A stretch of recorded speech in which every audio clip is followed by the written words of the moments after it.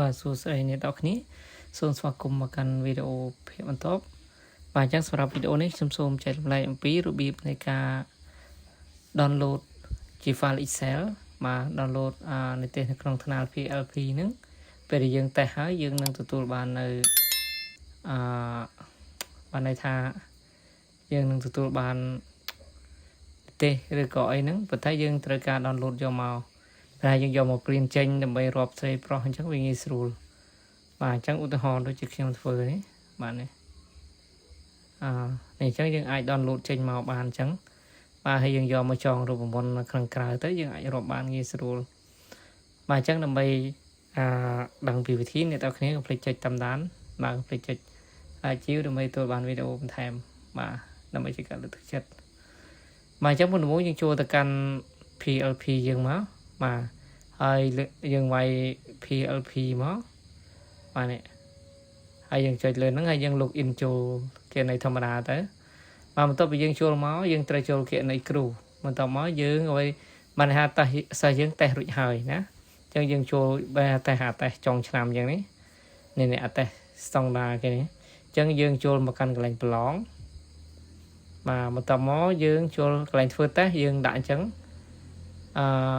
យើងដាក់កន្លែងនេះរើសមុខវិជ្ជារើសថ្នាក់យើងដាក់អញ្ចឹងយើងកុំព្យូទ័រគណិតឬខ្មែរបាទបន្ទាប់មកយើងចូលកន្លែងប្រវត្តិធ្វើតេស្តបាទហើយកន្លែងសិស្សនេះយើងរើសយកទាំងអស់ហើយកន្លែងនេះយើងទុកអញ្ចឹងទៅហើយថ្ងៃខែនេះវាតាមដានបានតែក្នុងមួយខែទេទីថាសិស្សនេះតេស្តហើយតែវាអត់ឃើញអញ្ចឹងបានន័យថាវាតេស្តឧទាហរណ៍ថាថ្ងៃនេះវារាប់ចាប់ពី31ខែ8ដល់30ខែ9អញ្ចឹងមួយសិស្សហ្នឹងតេស្តថ្ងៃ25ខែ8វាអត់ឃើញទេបាទអញ្ចឹងទេទីមទីឲ្យយើងមើលថ្ងៃខែកន្លែងនេះដែរតែសិស្សយើងតេស្តនៅកន្លែងខែណាបាទអញ្ចឹងក្នុងការតាមដានក្នុងការបង្ហាញលទ្ធផលនេះគឺមកបង្ហាញតែបានតែមួយខែទេអញ្ចឹងឧទាហរណ៍បើសិស្សយើងតេស្តចាប់ពីថ្ងៃទី25អញ្ចឹងយើងដាក់ឧទាហរណ៍សិស្សយើងតេស្តពីថ្ងៃ25មកនេះអញ្ចឹងទេវាលោតបានពីថ្ងៃ25ដល់ថ្ងៃទី24ទេនេះអញ្ចឹងទេបើយើងដាក់អញ្ចឹងនេះឧទាហរណ៍បើសិស្សយើងចាប់ដើមតេស្តពីថ្ងៃ25ខែ8អញ្ចឹងយើងដាក់ប៉ុណ្ណឹងមកបាទប៉ុន្តែសិស្សនៅនេះសិស្សខ្ញុំវាសិស្សដែលខ្ញុំយកមកបង្ហាញនេះបាទគឺភាគច្រើនគាត់តេស្តនៅថ្ងៃទីបាទខាងចុងនេះភាគច្រើនគាត់តេស្តនៅចុងនៅក្នុងខែ9នេះទេបាទអញ្ចឹងនេះជាបណ្ដាញនេះជាលទ្ធផលអញ្ចឹងយើងត្រូវការដឹងថាឧទាហរណ៍សិស្សនេះ A សិស្សនេះ B អញ្ចឹងយើងចង់ download file ហ្នឹងមកទាំងមូលបាទអញ្ចឹងអ្វីដែលយើង download បានគឺចាប់ពីឈ្មោះចាប់ពីលេខរៀងនេះរហូតដល់ថេរវេលានេះបាទយើងអាច download បានអញ្ចឹងដើម្បី download បានគឺយើង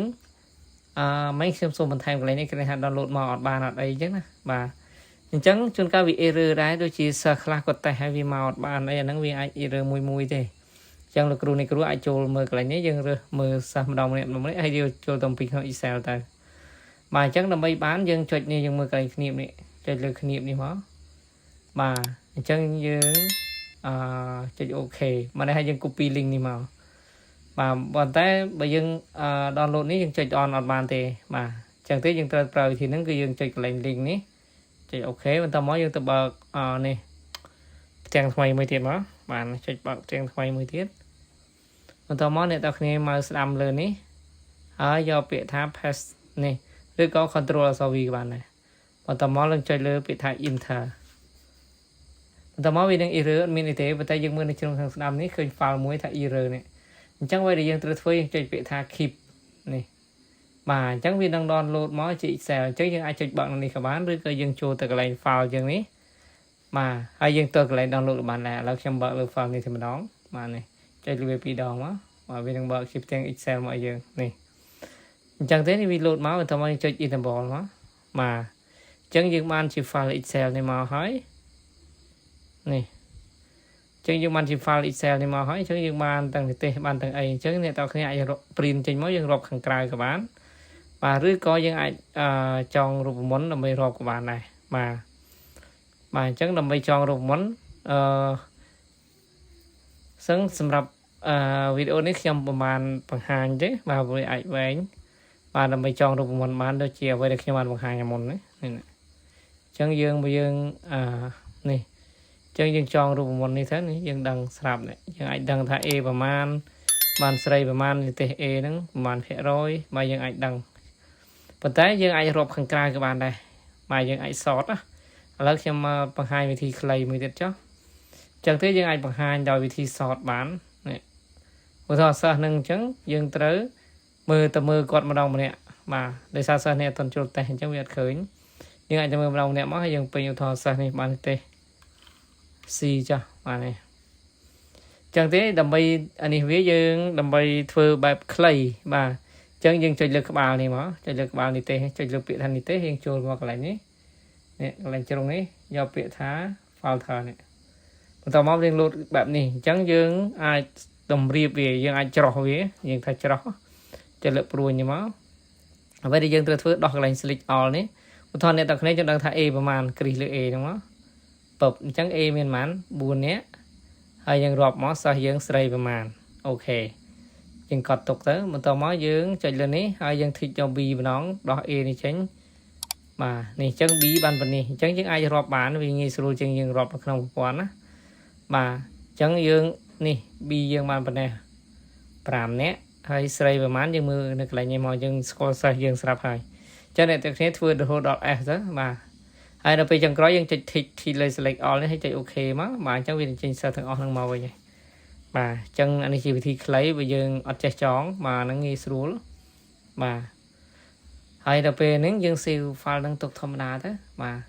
អញ្ចឹងនេះជាការបង្ហាញខ្លីអំពីការទាញយកជា file Excel ពីក្នុងPLP នេះ download លទ្ធផលនេះមកបាទជា Excel បាទពីក្នុង PLP ដើម្បីយកមករាប់បើឧទាហរណ៍ភាសាយើងច្រើនតើយើងធ្វើបែបហ្នឹងភាសាយើង4 10នាក់អីទេឧទាហរណ៍ភាសាយើង50នាក់អីចឹងបើយើងអង្គុយរាប់នៅក្នុងនេះគឺច្រឡំបាទអញ្ចឹងសូមអរគុណច្រើនសម្រាប់ការតាមដានទស្សនាសង្ឃឹមថាអ្នកទាំងគ្នានឹងទទួលបានចំណេះដឹងថ្មីបើមានកុសឆ្គងសូមអធិស្ឋានកុំភ្លេចចុច like ចុច share ដើម្បីទទួលបានវីដេអូបន្ថែមទៀត